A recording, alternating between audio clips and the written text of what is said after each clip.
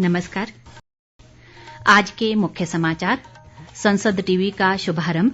उपराष्ट्रपति, प्रधानमंत्री और लोकसभा अध्यक्ष ने संयुक्त रूप से किया उद्घाटन। मुख्यमंत्री जयराम ठाकुर ने कहा, दिल्ली दौरे के दौरान पार्टी के वरिष्ठ नेताओं के साथ हुई आगे के रोड मैप पर चर्चा। राष्ट्रपति रामनाथ कोविंद कल से हिमाचल के 4 दिवसीय दौरे पर, विधानसभा के विशेष सत्र को करेंगे संबोधित। और प्रदेश सरकार ने अपने कर्मचारियों और पेंशनरों को 6% महंगाई भत्ता जारी करने को दी मंजूरी। अब समाचार विस्तार से। उपराष्ट्रपति एम वेंकैया नायडू, प्रधानमंत्री नरेंद्र मोदी और लोकसभा अध्यक्ष ओम बिरला ने आज संयुक्त रूप से संसद टीवी का शुभारंभ किया। लोकसभा और राज्यसभा टीवी का विलय कर संसद टीवी गठित किया गया है। उपराष्ट्रपति एम वेंकैया नायडू ने इस मौके पर संसदीय कार्यवाही की महत्ता पर जोर दिया और कहा कि संसद में लोगों की अपेक्षाओं के मुताबिक चर्चा होनी चाहिए। उन्होंने कहा कि भारत में मीडिया की भूमिका बहुत ही महत्वपूर्ण है और हमें अपनी प्रेस पर गर्व है। प्रधानमंत्री नरेंद्र मोदी ने इस मौके पर कहा कि ये जरूरी है कि सदन की कार्यवाही से आम जनता जुड़े। उन्होंने कहा कि यदि आपके पास बेहतर कंटेंट होगा तो लोग खुद ही आपके साथ जुड़ जाते हैं। प्रधानमंत्री ने कहा कि भारत के लिए लोकतंत्र एक व्यवस्था नहीं बल्कि एक विचारधारा है। उन्होंने भारत में लोकतंत्र को जीवनधारा भी करार दिया और कहा कि संसद टीवी सोशल मीडिया तथा OTT पर भी उपलब्ध रहेगा। लोकसभा अध्यक्ष ओम बिरला ने भी इस मौके पर अपने विचार व्यक्त किए। मुख्यमंत्री जयराम ठाकुर ने कहा है कि उनका दिल्ली दौरा बहुत अच्छा रहा। उन्होंने कहा कि इस दौरान पार्टी के वरिष्ठ नेताओं के साथ आगे के रोडमैप पर चर्चा हुई तथा किसी प्रकार के बदलाव पर इस दौरान कोई बात नहीं हुई। मुख्यमंत्री आज दिल्ली दौरे से लौटने के बाद शिमला में पत्रकारों से अनौपचारिक बातचीत कर रहे थे। मुख्यमंत्री ने कहा कि उनका दिल्ली दौरा 25 दिन पहले तय हो चुका था और इस दौरान उपचुनाव के अलावा स्वर्ण जयंती वर्ष कार्यक्रमों पर भी चर्चा हुई। मुख्यमंत्री ने कहा कि स्वर्ण जयंती रथ यात्रा कार्यक्रम की रूपरेखा जल्द तय कर ली जाएगी।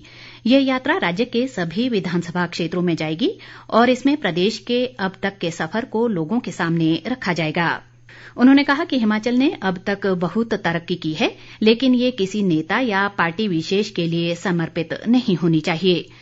मुख्यमंत्री ने कहा कि इस यात्रा के माध्यम से प्रदेश को और आगे ले जाने के लिए लोगों को संदेश दिया जाएगा। जयराम ठाकुर ने राष्ट्रपति की कल से प्रस्तावित यात्रा पर राष्ट्रपति का देवभूमि में स्वागत किया और कहा कि हम सबको उनका मिलकर अभिनंदन करना चाहिए। राष्ट्रपति रामनाथ कोविंद कल से हिमाचल प्रदेश की 4 दिन की यात्रा पर आ रहे हैं। राष्ट्रपति अपने दौरे के दौरान 17 सितंबर को हिमाचल प्रदेश के पूर्ण राज्यत्व के स्वर्णिम जयंती वर्ष पर प्रदेश विधानसभा के 1 दिवसीय विशेष सत्र और 18 सितंबर को इंडियन ऑडिट एंड अकाउंट्स अकादमी शिमला में वर्ष 2018-19 के प्रशिक्षु अधिकारियों के विदाई समारोह को संबोधित करेंगे। इस दौरान कोरोना नियमों का कड़ाई से पालन सुनिश्चित किया जाएगा और विधानसभा परिसर में आगंतुकों को प्रवेश की अनुमति नहीं होगी। राष्ट्रपति के विधानसभा में संबोधन को देखते हुए इस दौरान परिसर में आने वाले तमाम लोगों के लिए RT-PCR नेगेटिव रिपोर्ट लाना अनिवार्य किया गया है। इसके बिना किसी भी अतिथि अथवा अन्य व्यक्तियों को विधानसभा परिसर में प्रवेश की अनुमति नहीं होगी। इसे देखते हुए विधानसभा अध्यक्ष सहित सचिवालय के सभी अधिकारियों व कर्मचारियों का RT-PCR टेस्ट किया जा रहा है। मीडिया कर्मियों के लिए भी ये टेस्ट अनिवार्य होगा। विशेष सत्र को लेकर आज सर्वदलीय बैठक का आयोजन भी किया गया, जिसमें मुख्यमंत्री, विधानसभा अध्यक्ष, नेता प्रतिपक्ष और अन्य भी शामिल हुए। राष्ट्रपति के दौरे को लेकर शिमला में सुरक्षा के पुख्ता प्रबंध किए गए हैं और कैनेडी चौक से बालूगंज सड़क को कल 16 से 19 सितंबर तक यातायात के लिए पूरी तरह बंद कर दिया गया है। विधानसभा के विशेष सत्र में वर्तमान विधायकों के अलावा 93 पूर्व विधायक और 12 मौजूदा व पूर्व सांसद भी हिस्सा लेंगे। शहरी विकास मंत्री सुरेश भारद्वाज ने आजादी का अमृत महोत्सव के तहत आयोजित स्वच्छ भारत मिशन ग्रामीण के स्वच्छता रथ को आज शिमला से हरी झंडी दिखाकर रवाना किया। ये स्वच्छता रथ जिले की सभी पंचायतों में जाएगा। इस दौरान विभिन्न कार्यक्रम आयोजित कर लोगों को स्वच्छता के प्रति जागरूक किया जाएगा। भारद्वाज ने इस मौके पर कहा कि शिमला जिला को स्वच्छता में प्रथम बनाने के लिए निरंतर प्रयास किए जा रहे हैं।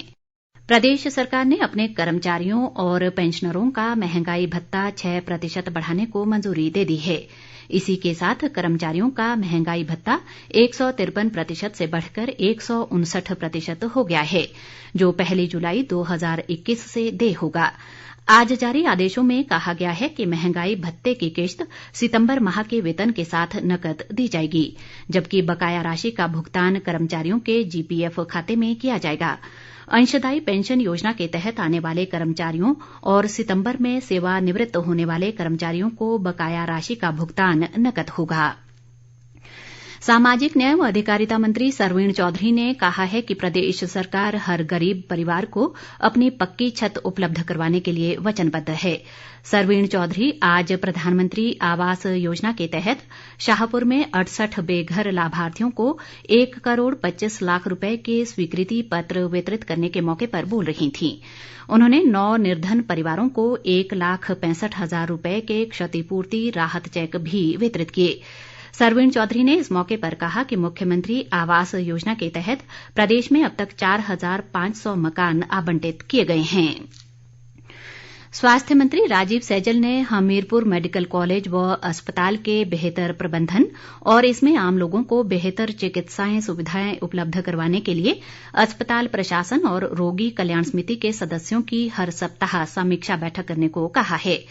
राजीव सैजल आज हमीरपुर में रोगी कल्याण समिति की गवर्निंग बॉडी की अध्यक्षता कर रहे थे।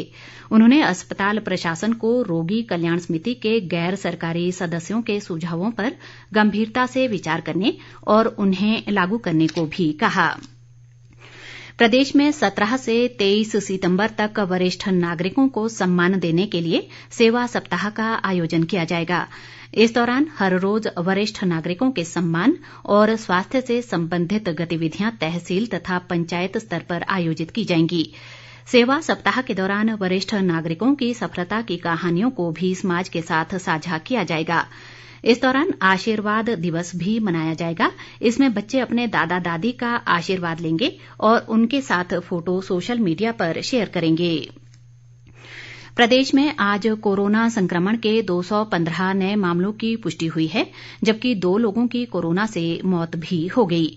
इसी के साथ प्रदेश में कोरोना पॉजिटिव मामलों की संख्या बढ़कर 1,650 हो गई है। राज्य में आज 95 लोग कोरोना से स्वस्थ हुए। हिमाचल प्रदेश विश्वविद्यालय ने राष्ट्रपति के दौरे के मद्देनजर 16 से 18 सितंबर तक राजकीय महाविद्यालय कोटशेरा, UILS एवलॉज और UCBS एवलॉज में होने वाली परीक्षाओं के परीक्षा केंद्रों में बदलाव किया है। अब MA राजनीतिक शास्त्र, अंग्रेजी, इतिहास और समाज शास्त्र की परीक्षाएं UIT समरहिल तथा BA, LLB और MA हिंदी की परीक्षाएं विश्वविद्यालय मॉडल स्कूल में होंगी। राज्य वित्त आयोग के अध्यक्ष सतपाल सिंह सत्ती ने कहा है कि प्रदेश सरकार शैक्षणिक गतिविधियों के साथ साथ खेल गतिविधियों की दिशा में भी व्यापक सुधार कर रही है। सत्ती ऊना विधानसभा क्षेत्र के सनोली वरिष्ठ माध्यमिक स्कूल को कबड्डी मैट प्रदान करने के मौके पर बोल रहे थे। उन्होंने इस मौके पर वॉलीबॉल और कबड्डी खिलाड़ियों को खेल सामग्री और किटें भी वितरित कीं। सोलन जिला कांग्रेस अध्यक्ष शिव कुमार ने मुख्यमंत्री जयराम ठाकुर पर झूठे वायदे करने का आरोप लगाया है। शिव कुमार ने आज सोलन में एक पत्रकार वार्ता में कहा कि मुख्यमंत्री द्वारा सोलन के लिए की गई एक भी घोषणा पूरी नहीं हुई है। उस पर मुख्यमंत्री कल फिर से सोलन की जनता को गुमराह करने आ रहे हैं। अंत में मुख्य समाचार एक बार फिर।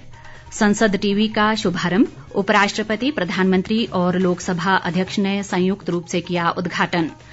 मुख्यमंत्री जयराम ठाकुर ने कहा, दिल्ली दौरे के दौरान पार्टी के वरिष्ठ नेताओं के साथ हुई आगे के रोड मैप पर चर्चा। राष्ट्रपति रामनाथ कोविंद कल से हिमाचल के 4 दिवसीय दौरे पर, विधानसभा के विशेष सत्र को करेंगे संबोधित।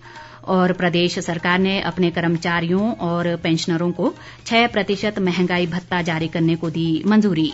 इसके साथ ही ये समाचार बुलेटिन समाप्त हुआ। नमस्कार।